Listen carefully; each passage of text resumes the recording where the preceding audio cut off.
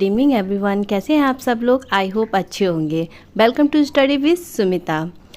आज मैं आप लोगों के लिए लेकर आई हूँ विश्व भूगोल, जिसका फर्स्ट चैप्टर है ब्रह्मांड, जो कि थ्योरी में आप लोगों के लिए एक्सप्लेन कर रही हूँ ल्यूसेंट की बुक से। इसमें जो भी महत्वपूर्ण टॉपिक हैं जो परीक्षा में पूछे गए हैं और परीक्षा में आ सकते हैं, उसको मैं अंडरलाइन करती हुई जाऊंगी। आप लोग अपने नोट्स तैयार कर सकते हैं।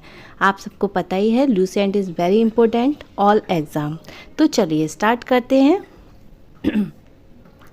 सर्वप्रथम भूगोल शब्द का प्रयोग जो है इरेटोस्थेनीज ने किया था। ठीक है, ये एक ग्रीक विद्वान थे। ये शब्द ग्रीक भाषा के दो मूल, एक जियो जिसको कहा जाता है पृथ्वी, ठीक है, और ग्राफोक्स यानी कि वर्णन से प्राप्त किया गया है। दोनों एक साथ रखने पर इसका अर्थ बनता है पृथ्वी का वर्णन। भूगोल के नामकरण एवं इस विषय को प्राथमिक स्तर पर व्यवस्थित स्वरूप प्रदान करने का श्रेय जो है किसको किया गया है, वह यूनान के निवासियों को जाता है।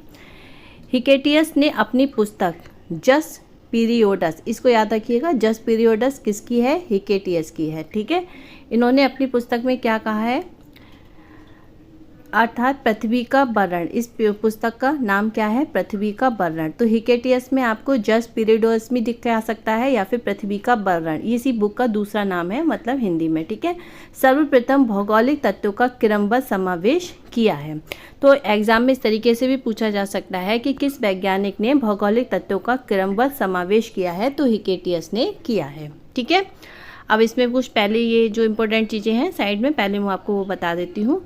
इनमें देखिए भूगोल का जनक किसको माना गया है, हिकेटियस को माना गया है। वर्तमान भूगोल का जनक किसको कहा जाता है, तो अलेक्जेंडर वॉन हम्बोल्ट को कहा जाता है। व्यवस्थित भूगोल के जनक इरेटोस्थेनीज को कहा जाता है। भौतिक भूगोल के जनक को पॉलिडोनियम कहा जाता है। और पांचवें सांस्कृतिक भूगोल के जनक का नाम क्या है, कॉल ओ सावर। ठीक है, गणितीय भूगोल के संस्थापक कौन है, तो थेल्स एक्सिलिटर। ठीक है, इनमें से ज़्यादातर पेपर में जो है, एक तो ये वाले हिकेटियस ज़्यादा पूछा जाता है, वर्तमान भूगोल जनक ये ज़्यादातर पूछा गया है, और एक आपका ये लास्ट वाला, ठीक है, ये ज़्यादातर पूछा गया है। ठीक है, चलिए अब आगे बढ़ते हैं। अध्ययन के लिए स्वतंत्र विषय के रूप में भूगोल को 19वीं शताब्दी में मान्यता मिली थी। 20वीं शताब्दी के आरंभ में भूगोल जो है मनुष्य और पर्यावरण के पारस्परिक आपके संबंधों के अध्ययन के रूप में विकसित हुआ। इसकी दो विचारधाराएं थीं। एक संभववाद थी, इसके अनुसार क्या था कि मनुष्य अपने पर्यावरण में परिवर्तन करने में समर्थ है और ये प्रकृति प्रदत्त अनेक संभावनाओं को अपनी इच्छा के अनुसार उपयोग कर सकता है। इस विचारधारा के समर्थक कौन थे, वाइडल, डिला, ब्लाश, फ्रेब्रे। ठीक है, इसके बाद में निश्चयवाद दूसरी विचारधारा, इसके अनुसार मनुष्य के सारे काम जो हैं पर्यावरण द्वारा ही निर्धारित होते हैं। ठीक है, तो मनुष्य को स्वेच्छापूर्वक कुछ करने की स्वतंत्रता कम है। इस विचारधारा के प्रमुख समर्थक कौन रहे हैं, तो भूगोल वेत्ता, एक तो रिटर रेडजेल जो कि नवीन निश्चयवाद के संस्थापक हैं। तो ये याद रखिएगा कि अगर पूछा जाए कि नवीन निश्चयवाद के संस्थापक कौन हैं, तो वह आपके रिटर और रेडजेल हैं। एलन, सैम्पुल और हरिंगटन, ठीक है, ये निश्चयवाद को विचारधारा के समर्थक रहे थे। अस्तित्वमान द्रव्य एवं ऊर्जा के सम्मिलित रूप को क्या कहा जाता है, तो ब्रह्मांड कहा जाता है। दूसरे शब्दों में सूक्ष्मतम अणुओं से लेकर महाकाय आकाश गंगाओं तक के सम्मिलित स्वरूप को ब्रह्मांड कहा जाता है।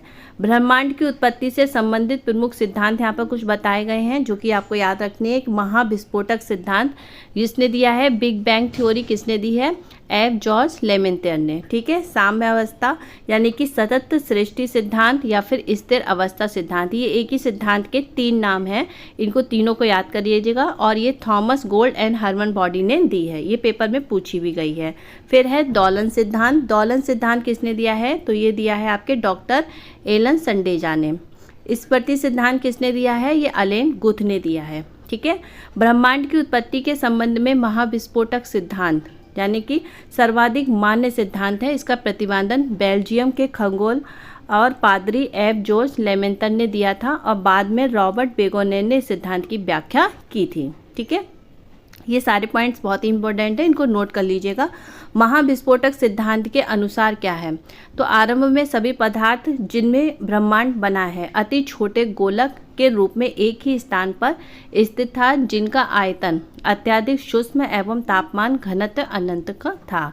अत्यधिक संकेंद्रण के कारण बिंदु का आकस्मिक विस्फोटक हुआ, जिसे कि महाविस्फोट, ब्रह्मांडीय विस्फोट कहा गया। इसे अचानक विस्फोट से पदार्थों का क्या हुआ, बिखराव, यानी कि पदार्थ जो है बिखर गए थे और इससे सामान्य पदार्थ भी निर्मित हुए। इसके अलग होने के कारण ही काले पदार्थ बने और जिसके समूहन से अनेक ब्रह्मांडीय पिंडों का सृजन हुआ। ठीक है, वैज्ञानिकों का विश्वास है कि महाविस्फोट की घटना जो है 13.7 अरब वर्ष पहले हुई थी। तो महाविस्फोटक के पश्चात सौर मंडल का निर्माण लगभग 4.6 अरब वर्ष पहले हुआ, जिसमें ग्रहों तथा उपग्रहों का निर्माण हुआ। इस प्रकार बिग बैंग परिघटना से ब्रह्मांड की उत्पत्ति हुई और तभी से उसमें निरंतर विस्तार जारी है। इसके साक्ष्य के रूप में आकाश गंगाओं के बीच बढ़ती दूरी का साक्ष्य दिया जाता है।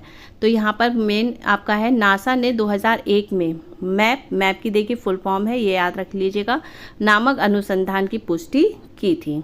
ठीक है, तो आज के इस टॉपिक में इतना ही है। कल मैं आप लोगों को इसका नेक्स्ट टॉपिक है सौरमंडल, जो कि बहुत ही मोस्ट इम्पोर्टेंट क्वेश्चन आते हैं उस टॉपिक से, तो उसको ज़रूर देखिएगा। वीडियो अच्छा लगा हो तो लाइक करिएगा, चैनल पर पहली बार आए हैं तो सब्सक्राइब कर दीजिएगा। तो चलिए फिर मिलते हैं नेक्स्ट वीडियो में, तब तक के लिए बाय बाय, टेक केयर।